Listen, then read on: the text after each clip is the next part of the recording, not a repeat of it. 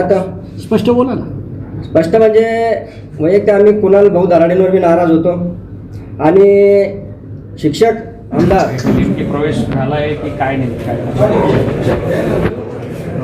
आज जे आहे युतीच्या सर्व नगरसेवकांची जे आहे मी बैठक बोलवलेली होती आणि त्यासाठी जे आहे राष्ट्रवादी काँग्रेस पक्ष, भारतीय जनता पक्ष व शिवसेनेचे 7 नगरसेवक जे आहेत हे आले होते. बाकीचे सुद्धा काही कारणास्तव येऊ शकले नाही.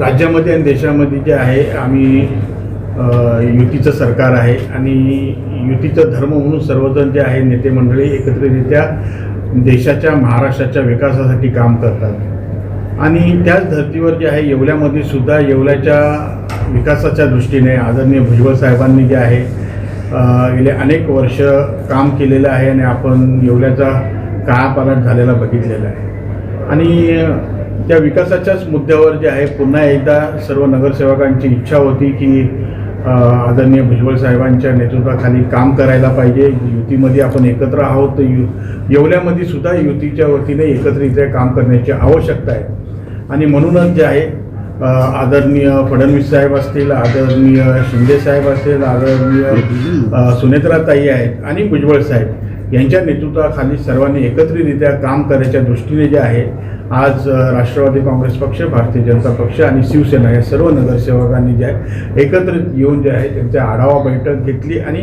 त्यांचे जे काही प्रश्न आहे येवल्याच्या विकासाच्या संदर्भातले काही प्रश्न आहेत त्या सोडवण्याच्या दृष्टीने कशी पावलं टाकायची या संदर्भात आमची सगळी चर्चा करतो. भाऊ याचा अर्थ असा आम्ही जे आहे खासदारकीला जे आहे युतीमध्ये लढलो, आमदारकीला युतीमध्ये लढलो, परंतु नगरपालिका, महानगरपालिका, जिल्हा परिषद कुठे कुठे झाल्या त्या ठिकाणी जे आहे काही ठिकाणी राष्ट्रवादी BJP एकत्र होती, काही ठिकाणी BJP शिवसेना होती, काही ठिकाणी शिवसेना राष्ट्रवादी होती.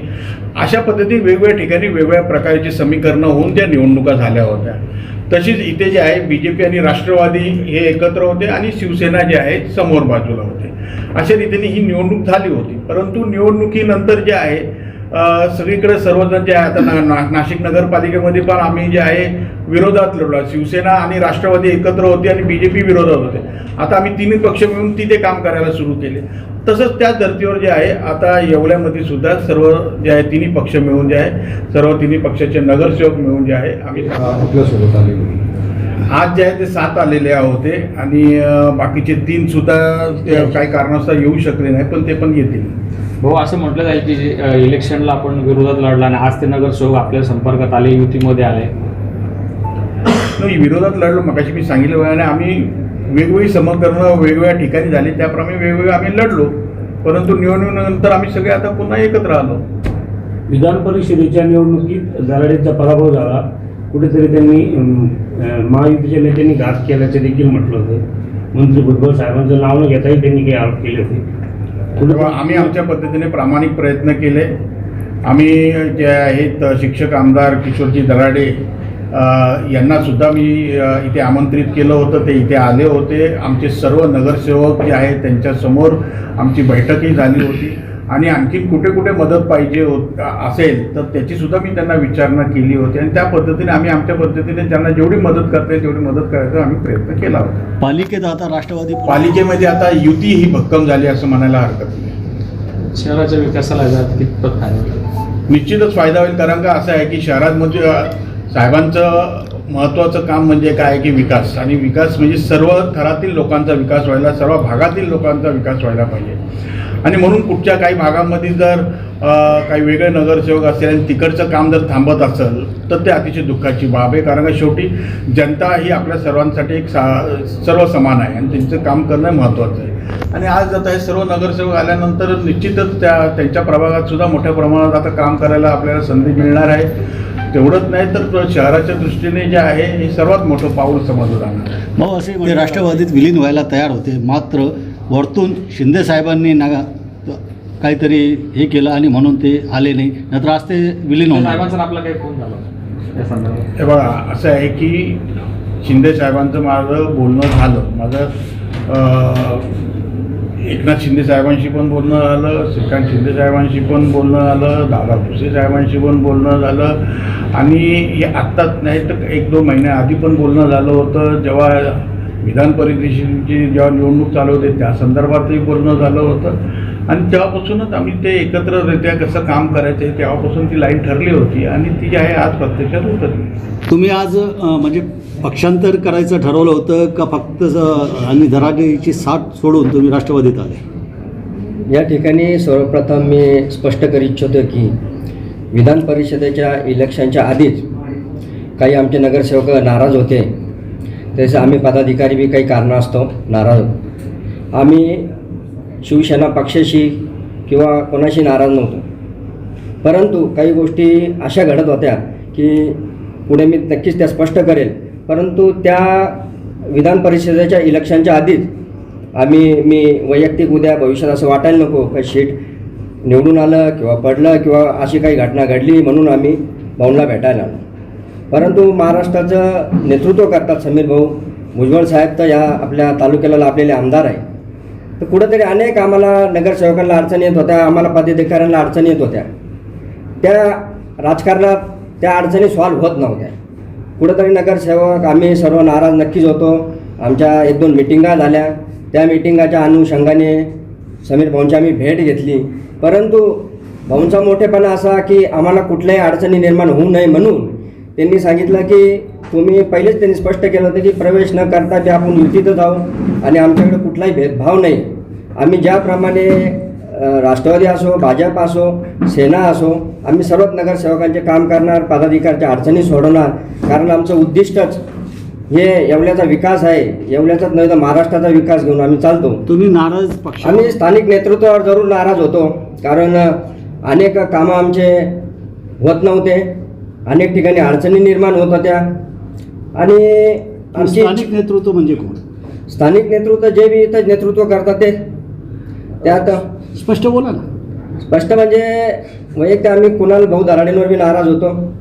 आणि शिक्षक आमदार किशोर भाऊ हे इलेक्शनच्या वेळेस ज्यावेळेस भाऊंना भेटून गेले त्यावेळेस आम्हाला कुठंतरी ते मन दुखावले गेलं. प्रचंड आमच्या सगळ्या पदाधिकाऱ्यांच्या मनात प्रश्न निर्माण झाला का या ठिकाणी एवढा विरोध घेऊन आपण जर उभे राहू राहिलो राष्ट्रवादीच्या विरोधात, साहेबांच्या विरोधात, आणि तुम्ही ज्यावेळेस सर्वांना भेटायला बोलवलं तर तुम्ही एकटे गेलात आणि आम्हाला पदाधिकाऱ्यांना असा एक समज झाला की आम्हाला कुठेतरी वाऱ्यावर सोडण्यात आलेला आहे.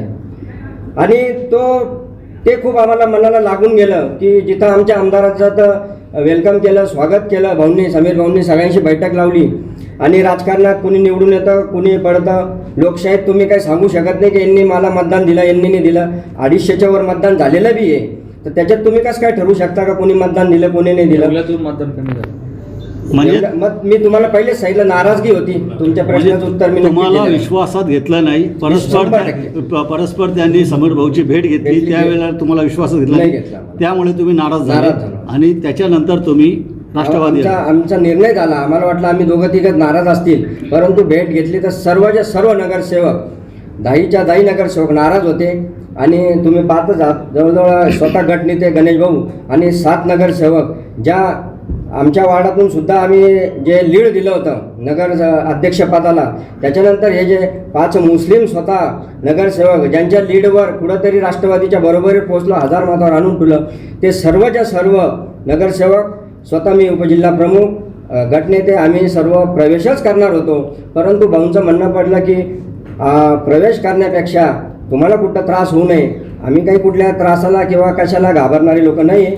परंतु राजकारणात जर तुमचे कामं होत नसेल, तुमचे वैयक्तिकच जर अडचणी आणि तुम्ही जनतेचे प्रश्न कसा सोडवणार याविषयी आमची सर्वांची एक चर्चा झाली, एक बैठक झाली. आणि खूप आधीपासूनच ही नाराजगी होती. ती नाराजगी आता तुम्ही प्रत्यक्षात तुम्ही पाहता. नाराजगी जी आहे ती वरिष्ठांना कळवली होती का? आणि त्यांनी काय उत्तर दिलं? म्हणजे शिंदे साहेब असो किंवा वरिष्ठ शिंदे नेते? साहेबापर्यंत पोहोचायचा आम्हाला इथं काही चान्स भेटला नाही. मी मनमाडला झालेल्या विधान परिषदेच्या निवडणुकीच्या अनुषंगाने जी मीटिंग झाली तिथं कार्यकर्त्यांची, श्रीकांत शिंदे साहेब होते. त्यावेळेसच मी अडचणी सांगितल्या होत्या की आपला पक्ष, आपलं इथलं जे काम आहे हे तर राष्ट्रवादीमुळंच आमची कामं होऊ राहिले.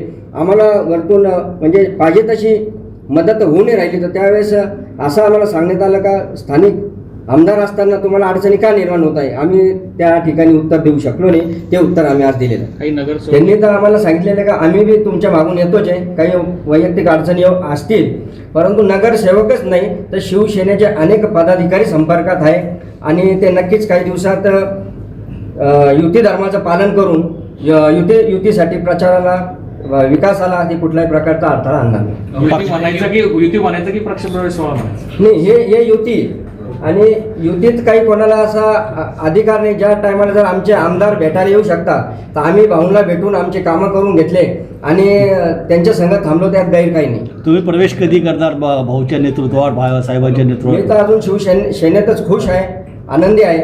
परंतु असं काही घडल्यास किंवा कुणी काही चुकीचा मेसेज दिलास, काही आमच्यात चुकीचं घडलं तर आमचं एवढं आम्ही सांगू इच्छितो का आम्ही शिंदे साहेबांच्या नेतृत्वात आम्ही आनंदी आहोत, सुखी आहोत. परंतु जर शिंदे साहेबांपर्यंत जर आमचा मेसेज गेला नाही तर या ठिकाणी आम्ही राजीनामा देऊन इलेक्शन करायच्या तयारीत देखील आहोत.